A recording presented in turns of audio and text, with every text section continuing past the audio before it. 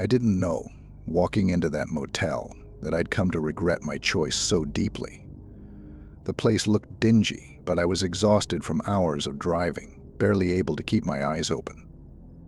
The motel was one of those isolated, single-story buildings tucked far from the interstate, a beacon for desperate travelers like myself. The neon vacancy sign flickered erratically, casting a sickly greenish glow on the peeling paint and cracked windows. The parking lot was mostly empty, except for an old pickup parked near the entrance, and a couple of other cars lined up near the edge of the lot, half hidden in shadows. As soon as I stepped into the lobby, the smell hit me, a blend of stale smoke and cheap air freshener, barely covering something else, something sour and metallic. The woman behind the counter looked disinterested, maybe in her late 40s, with frizzy hair pulled back and dark circles under her eyes. She barely looked up as I checked in, muttering something about how quiet the place had been lately. I didn't think much of it then, just handed her my credit card and signed the register. "Room 12, she said, handing me a worn key attached to a large plastic tag heavy in my hand. When I opened the door, room 12 wasn't much different from what I'd expected. It had the usual faded wallpaper, chipped furniture, and a musty smell that clung to everything. But what really made me pause was the sheer coldness of the room. Well, it was early October, but it felt more like the middle of winter in there.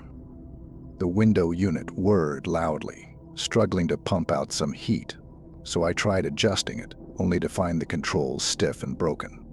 Resigned, I tossed my bag on the bed, shrugged off my jacket, and sat down heavily, feeling the springs creak under me. There was an unease in the pit of my stomach that I couldn't shake. At first I told myself it was just nerves from the long drive, combined with the desolate feel of the place. But even as I lay there, trying to get comfortable, every little sound around me felt amplified. The hum of the vending machine outside, the distant slam of a car door, even the soft, intermittent taps that seemed to come from the walls themselves, each noise dug under my skin, keeping me alert when I should have been drifting off. Hours passed, and I was still lying awake, staring at the ceiling. There was a clock on the nightstand, the bright red numbers glaring in the dark. 2:17 a.m. I shifted, pulling the covers up tighter when I noticed something strange, a faint, rhythmic creaking sound coming from the wall near the head of the bed. I sat up, listening. It was subtle, almost like a distant heartbeat, the kind of noise that was just on the edge of hearing, almost easy to ignore, but not quite. I lay back down, trying to brush it off, but every time I closed my eyes, the creaking seemed to grow louder, becoming more distinct. It was like someone was rocking back and forth just on the other side of the wall. I tried telling myself it was the pipes, or maybe even an old boiler struggling to keep the place warm. Still, something about it unnerved me. My mind started playing tricks on me, imagining someone hunched against the wall, pacing, watching. By 3 a.m., I was no longer fighting the urge to stay awake. I was wide-eyed, heart thumping, feeling trapped by my own irrational thoughts. I decided to distract myself, turning on the TV and letting the low static fill the silence. I was flipping mindlessly through channels when I noticed movement on the screen, but not from the show itself. The screen was faintly reflecting the room behind me, and in the reflection, I saw a shadow pass quickly across the wall near the door. I whipped around, but the room was empty. I took a deep breath, telling myself it was probably just a trick of the light, maybe the dim glow from the parking lot outside. Still, I felt the hairs on the back of my neck stand up as I looked toward the door. Part of me wanted to pack up and leave, to get out of there, but I couldn't shake the exhaustion that kept me rooted to the spot. I finally decided to get some air, thinking it would clear my head. Well, the parking lot was silent, almost unnaturally so. The air was freezing, and I pulled my jacket tightly around myself, looking around. The night was pitch black, the only light coming from the flickering neon sign by the lobby. That's when I noticed the pickup truck again. It was parked much closer to my room than I'd remembered. As I glanced around, something caught my eye, faint footprints leading from the truck right to my door. The ground was damp from the recent rain, and the prints were fresh, their edges crisp in the mud. A chill ran down my spine. The tracks didn't lead back. Whoever had made them had come to my door but hadn't left. I looked around, feeling suddenly exposed, the silence pressing down on me. I couldn't shake the feeling that someone was watching me, hidden in the shadows just beyond the reach of the neon light. I hurried back into my room, locking the door and sliding the flimsy security chain across. My mind was racing. I sat there trying to convince myself that I was overreacting, that I was just spooked by the unfamiliar surroundings and the endless little noises. But as I sat on the bed, I couldn't ignore that strange, creaking noise coming from the wall.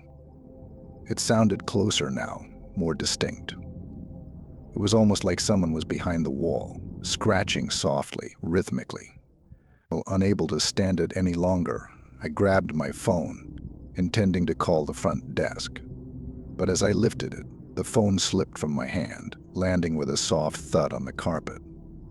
That's when I noticed something that made my blood run cold, faint scuff marks on the floor near the wall, leading to a vent near the corner of the room. The cover was slightly ajar, screws loosened, as if someone had been tampering with it recently. I couldn't believe what I was seeing. I crouched down, hands shaking, peering into the vent. The darkness inside was almost complete, but as I squinted, I could just make out the faintest glint of something eyes staring back at me from the other side. I stumbled back, heart pounding, as the creaking noise began again, louder this time, more insistent. Panicking, I grabbed my bag, intending to leave immediately. As I flung open the door, I saw the woman from the front desk standing there, blocking the exit. Her face was pale, her eyes wide and unblinking. She looked me over, a strange, twisted smile spreading across her face. I tried to step around her, but she didn't budge. She just kept looking at me, as if sizing me up.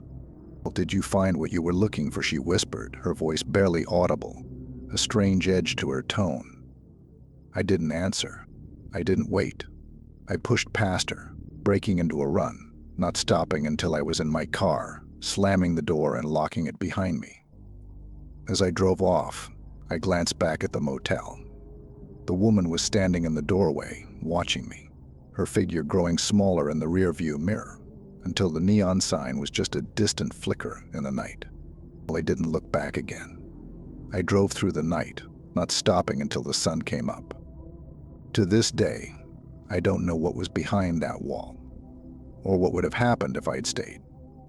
But sometimes, late at night, when everything is quiet, I hear that same faint, rhythmic creaking in my mind, and I wonder if something or someone is still out there, waiting in the dark.